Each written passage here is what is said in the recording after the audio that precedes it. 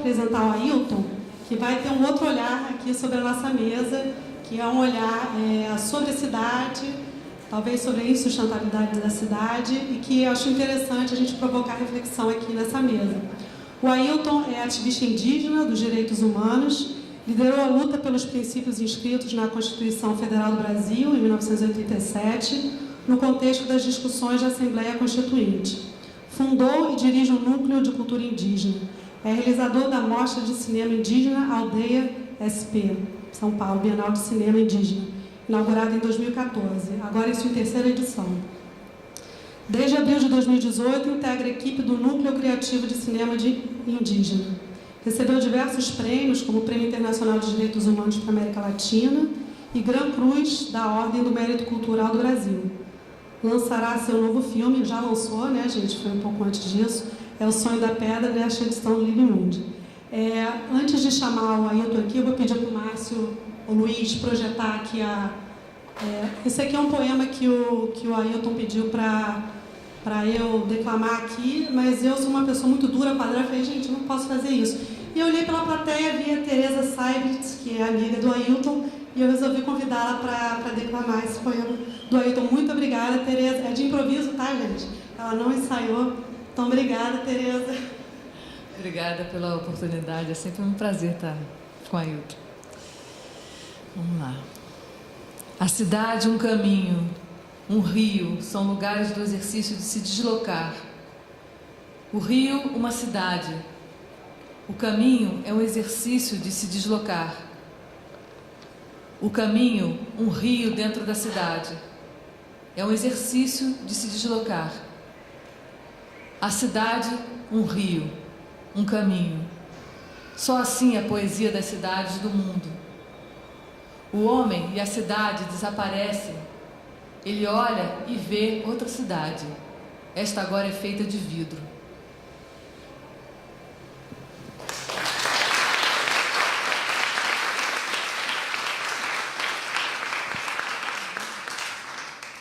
Beleza. Obrigada, Tereza. Agora aqui com vocês, Ailton.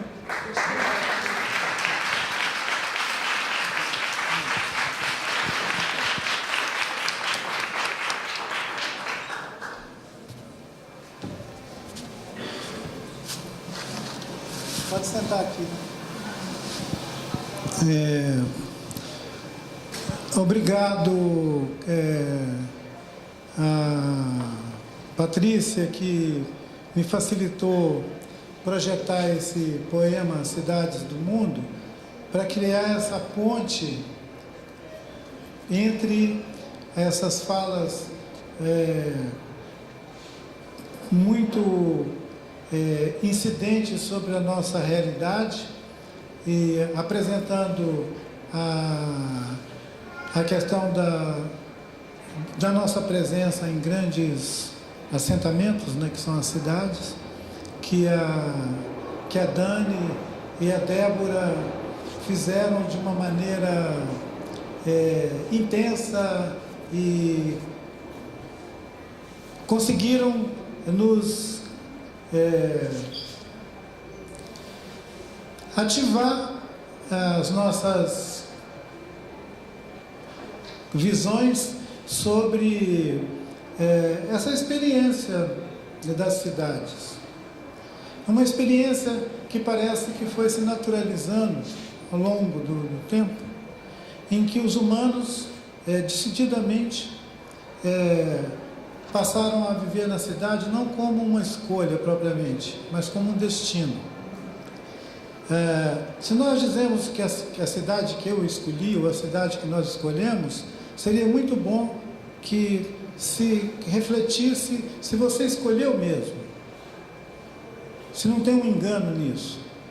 A cidade, ela foi se configurando como o único refúgio dessa humanidade acossada por uma realidade global, onde os humanos só se sentem protegidos dentro dos muros da cidade. Se por um lado a cidade pode nos dar ânimo, nos dar a sensação de pertencimento, de acolhimento, a cidade pode ocultar também uma outra grave omissão de nós, como humanos, capazes de interagir em todos os espaços da nossa casa comum, que é a Terra, e de achar que o melhor lugar do mundo é a cidade. Quando nós acreditamos que o melhor lugar do mundo é a cidade, seja que cidade venha a ser essa, pode ser Tóquio, pode ser Londres, pode ser o Cairo, Nova York, Rio de Janeiro ou São Paulo, esses lugares, se nós não estivermos despertados na nossa consciência do que nós estamos fazendo nesses lugares, esses lugares, na verdade, ao invés de eles expressarem toda a potência que eles têm e que poderiam nos transformar em sujeitos ativos nesses lugares, eles se constituem, na verdade, num perigo, porque as cidades estão se tornando dependentes daquilo que elas não produzem. As cidades são supridas pelo que vem dos rios, das florestas, dos oceanos. As cidades não produzem uma grande lista mesmo de tudo que mantém um sujeito respirando e vivo, da hora que ele acorda, dorme e acorda de novo. Ele é suprido por recursos que ele não produz. E ele está treinando gente para viver de maneira dependente em grandes assentamentos urbanos. Quanto mais sofisticado o assentamento urbano, mais dependente ele é. Esses grandes assentamentos urbanos, eles parecem que são o nosso último destino, mas não precisava ser. A ideia de cidadania não precisa ser refém da ideia de urbanismo, de urbanicidade, de uma infraestrutura que se reproduz desde os castelos feudais até as cidades que nós temos hoje, que na verdade são refúgios. Tem muitos outros lugares na Terra que nós não consideramos como um lugar seguro, os lugares que nós não podemos viver ou que não queremos viver nisso. Talvez seja por isso que as histórias que embalaram a formação de muitas gerações antes de nós, e eu observei que essa nossa fala agora de tarde, ela ilustrou a maneira de gênero que estamos pensando essas questões, mas também a maneira geracional que estamos pensando essas questões. A Débora e a Dani, elas devem ter a idade das minhas filhas, ou olha lá, talvez a idade das minhas filhas mais novas, que também tem uma impressão sobre o mundo que nós vivemos e que me surpreende, porque as novas gerações leem essas cidades, leem esses mundos que nós compartilhamos, que a minha geração, com mais de 50, 60 anos, viveu, leem de uma outra maneira. E eu fiquei surpreso com o que já está se revelando de alguma maneira, aquela cidade de vidro. Eu não sabia que eu estava fazendo uma profecia celestina sobre a tela do celular, mas nós estamos avistando cidades de vidro. Cidades de vidro. Quando eu escrevi isso aqui, há alguns anos atrás, eu juro para vocês que não tinha nada a ver com esse aparato, com esses aplicativos, essa coisa toda. Mas a poesia é isso. A poesia, ela arranca da nossa alma e provoca no nosso espírito as visões transcendentes, aquelas visões que nós não somos capazes de maneira, digamos assim, sóbria, verificar. Eu olho a cidade de longe, eu olho a cidade de um ponto equidistante. Talvez isso me permita olhar a cidade de uma maneira mais crítica do que alguém que nasceu, viveu e por gerações tem na cidade um lugar como se fosse assim o seu berço.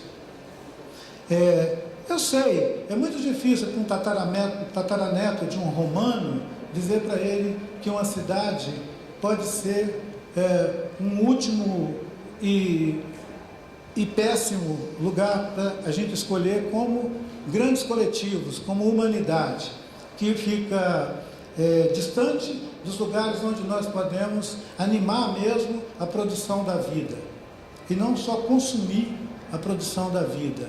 As grandes cidades, elas têm para mim, olhando as grandes cidades do mundo, elas têm essa capacidade de reunir a última invenção da tecnologia e tem a capacidade também de absorver quase toda a riqueza do mundo. E tem desenvolvido historicamente uma tendência extremamente excludente. Mesmo quando juntamos todo mundo na cidade, a cidade não é para todo mundo. Então, a democracia, a tecnologia, a ideia da cidade, são todas ideias que nós compartilhamos hoje aqui e que poderia ser um ótimo tema para a gente conversar. Nós vamos ter tempo para essa oportunidade de debate. O que eu queria falar eu já falei. Agradeço muito a vocês. Muito obrigado.